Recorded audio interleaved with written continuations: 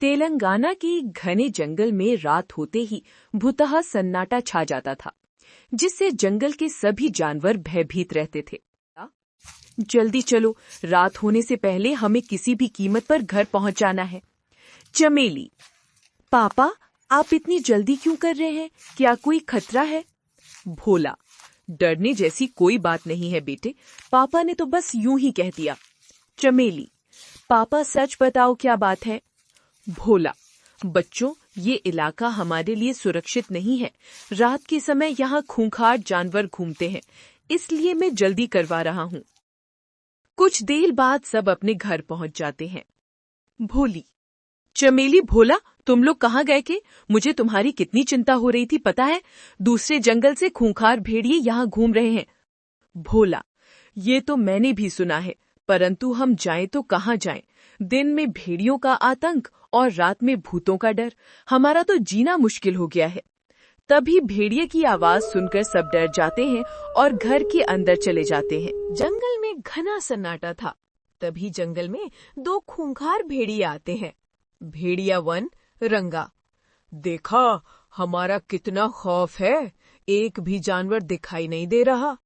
दोनों भेड़िए शिकार की तलाश में घूम रहे थे। उनको देखकर एक खरगोश पेड़ के पीछे छुप जाता है। खरगोश मन ही मन: अरे बाप रे, भेड़ियों ने मुझे देख लिया तो जान से मार देंगे। ठीक उसी वक्त भेड़िए को एक हिरन नजर आता है। भेड़िया 2 बिल्ला: रंगा, चलो आज हिरन को शिकार बनाया जाए। रंगा: चलो। और दोनों भेड़िए तेजी से दौड़कर हिरन को दबोच लेते हैं। ये दृश्य पेड़ के पीछे छुपा हुआ खरगोश देख लेता है। रंगा: आज के खाने का इंतजाम हो गया, चलो अब कल आएंगे। दोनों भेड़िए हिरन को लेकर चले जाते हैं। अगले दिन सवेरे पूरे जंगल में कल रात की घटना के चर्चे शुरू हो जाते हैं। एक जानवर: महाराज, अब तो हद हो गई है, बाहर के जानवर भी यहाँ आकर शिकार करने लगे हैं।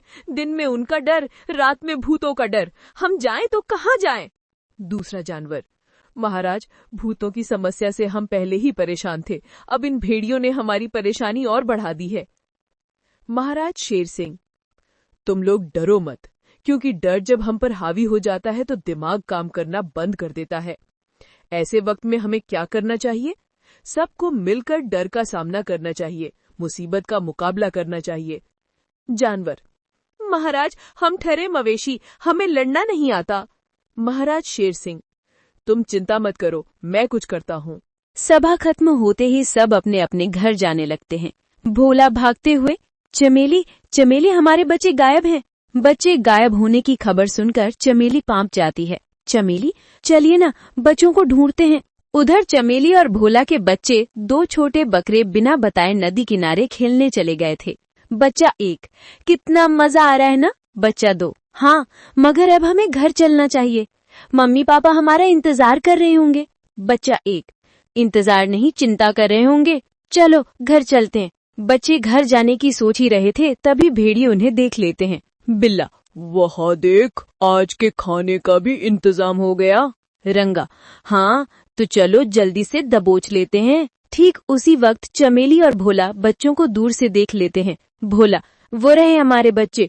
चमेली और भोला अपने बच्चों की ओर बढ़ रहे होते हैं, तभी उनकी नजर भेड़ियों पर पड़ती है। चमेली: हमारे बच्चों की ओर बढ़ रहे हैं, क्या करें?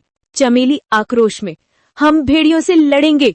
अपने बच्चों को मौत के मुंह में देखकर एक माँ भेड़िए से लड़ने के लिए तैयार हो गई, और जैसे ही भेड़ियों ने बच्चों पर हमला किया, चमेली और भोला भेड़ियों पर टूट पड़े। बच्चों को बचाने की कोशिश में दुर्भाग्यवश भेड़ियों ने चमेली और भोला को मार दिया। रंगा: इनके माँ बाप को तो हमने मार दिया, अब इनके बच्चों का क्या करें? बिल्ला: आज के खाने का प्रबंध हो गया है, इसलिए इनको जिंदा छोड़ देते हैं। हाँ, आज ये जिंदा रहेंगे तो कल खाने के काम आएंगे, चलो। घायल बकरे के बच्चे महाराज शेर सिंह के पास जाते हैं। बच्चा 1: महाराज, बड़े दुख की बात है, चमेली और भोला बकरे को भेड़ियों ने मार दिया। बच्चा 2: मेरे पिताजी को भी इन्हीं भेड़ियों ने मार दिया था, आज मेरे पिता जिंदा होते तो हमारी ऐसी हालत नहीं होती। बच्चा 3: ऐसे वक्त में हमें बड़े महाराज की बहुत याद आती है। तभी अचानक एक छाया प्रकट होती है, बड़े महाराज की। मैं अब तक अपनी मौत का बदला नहीं ले पाया, इसीलिए भूत बनकर भटक रहा हूँ।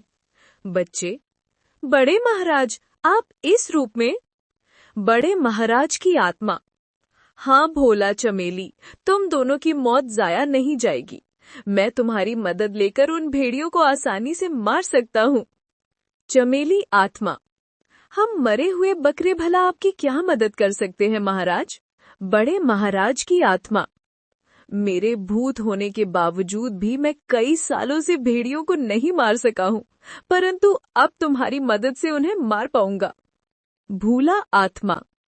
हम कुछ समझे नहीं महाराज। भेड़िए बड़े शातिर हैं, उन्हें पता है कि रात के वक्त ही मेरी भूतिया शक्ति जागृत होती है, जिस कारण वे लोग दिन में ही शिकार करके चले जाते हैं।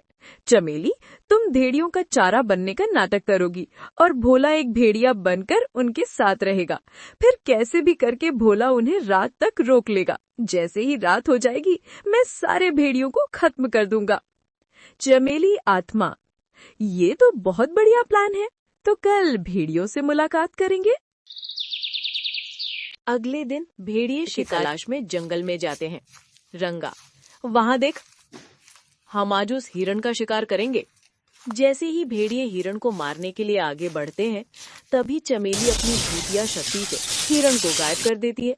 बिल्ला, अरे वो हिरण कहाँ गई? अभी अभी तो यहीं थी। शिकार ढूंढते ढूंढते दोनों बहुत दूर निकल चुके थे और शाम हो जाती है।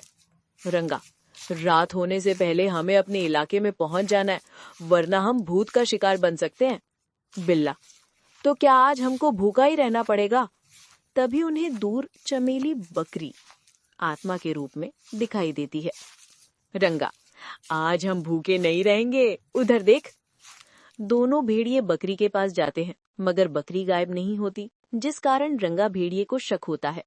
रंगा, बिल्ला, मुझे कुछ गड़बड़ लगती है। आज जितने जानवर के पास गए वो गायब हो गए या भाग गए, मगर ये बकरी भाग नहीं रही है। कहीं ये हमें फंसाने की साजिश तो नहीं? तभी भेड़िए के वेश में भोला आता है। भोला भेड़िए के वेश में, भाइयों, क्या मैं तुम्हारे साथ उस बकरी का शिकार कर सकता हूँ? लेकिन तुम कौन हो? भोला भेड़िए के वेश में, मैं यहीं रहता हूँ। और तुम लोग? रंगा, हम दूसरे जंगल से आए हैं और रात होने से पहले हमें अपने घर पहुंच जाना है, इसलिए ये बकरी को तुम अकेले ही मार कर खा जाओ।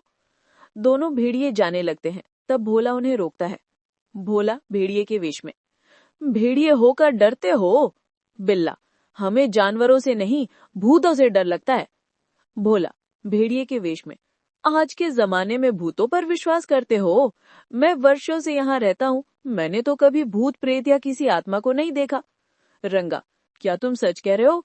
भोला भेड़िए के वेश में, अपनी खुद की कसम, अगर मैं झूठ बोलूं तो अभी मर जाऊं। दोनों भेड़िए भोला की बातों में आ जाते हैं और बकरी का शिकार करने के लिए आगे बढ़ते हैं, पर जैसे ही तीनों भेड़िए बकरी के पास पहुंचते हैं, बकरी भागने लगती है। बिल्ला, बच के जाएगी कहाँ? आज हम तुझे जिंदा नहीं छोड़ेंगे। यूं ही भागते भागते शाम ढल जाती है और रात हो जाती है। भागते भागते अचानक बकरी रुक जाती है। रंगा, लगता है बकरी थक गई है, अब दौड़ नहीं पाएगी। चमेली आत्मा, तुम्हें क्या लगा तुम मेरा पीछा करते करते यहाँ तक आए हो? नहीं, तुम यहाँ आए नहीं हो, तुम्हें यहाँ लाया गया है। बिल्ला, लाया गया है? क्या मतलब? उधर देख। तभी बड़े महाराज की आत्मा वहां प्रकट होती है। बिल्ला, भूत? मगर तुम तो कह रहे थे यहाँ भूत नहीं है। भोला भेड़िए के वेश में, वो मैंने झूठ बोला था, क्योंकि मैं खुद एक भूत हूँ। तुम दोनों को फंसाने के लिए ही मैंने ये प्लान बनाया था और तुम हमारे प्लान में फंस गए। भेड़िए जान बचाने के लिए वहां से भागने लगते हैं। बड़े महाराज की आत्मा, रात हो गई है, अब तुम नहीं बच सकते, भागकर जाओगे कहाँ? तुम जहाँ जाओगे हम वहां आ जाएंगे। भोला और चमेली की आत्मा, महाराज, हमारे गुनहगार आपके सामने हैं, इन्हें दंड दीजिए, हम तीनों मिलकर इनसे बदला लेंगे। बड़े महाराज, मार दो इन्हें।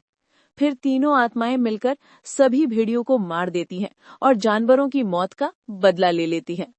परिणाम, उस दिन के बाद जंगल में भूत और भेड़ियों का डर खत्म हो गया और सारे प्राणी अब बिना डरे खुशी खुशी अपना जीवन बिताने लगे।